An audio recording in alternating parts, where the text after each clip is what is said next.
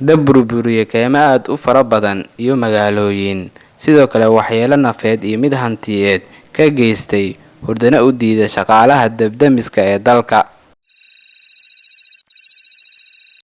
Dab geystay saameyn aad u ballaaran ayaa ka kacay dalka Turkiga. Dabkani ayaa ka holcaya guud ahaan koonfurta dalka Turkiga, waxa uuna burburiyey kaymo aad u fara badan, sidoo kale waxa uu geystay khasaare nafeed iyo mid hantiyeed.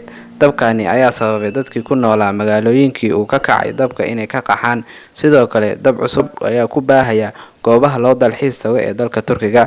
Goobahaasi waxaa ka mid ah magaalada Bodrum.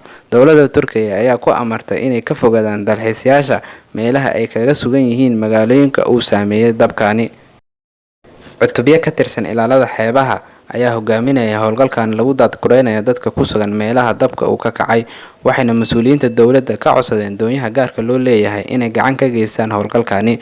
Wasiirka caafimaadka dalka Turkiga ayaa sheegay in 400 oo qof uu saameeyay dabkii ka kacay kaymaha dalka Turkiga, kuwaas oo isugu jira dhimasho iyo dhaawac.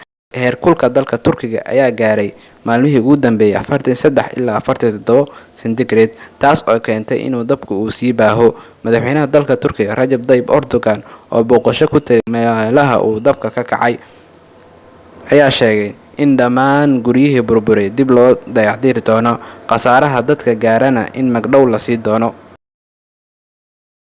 Daminta dabka waxaa ka qayb qaatay 20 ka mid ah diyaaradaha dab-demiska iyo 51 ka mid ah diyaaradaha helikobtarka.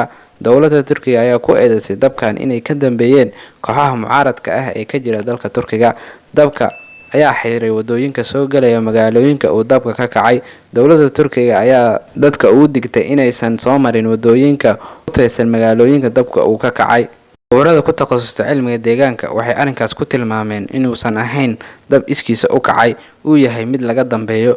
Fiidiyowgan ayaa muujinaya qof rag ah oo basiin ku bilbilaya deegaanada uu ka kacay dabka.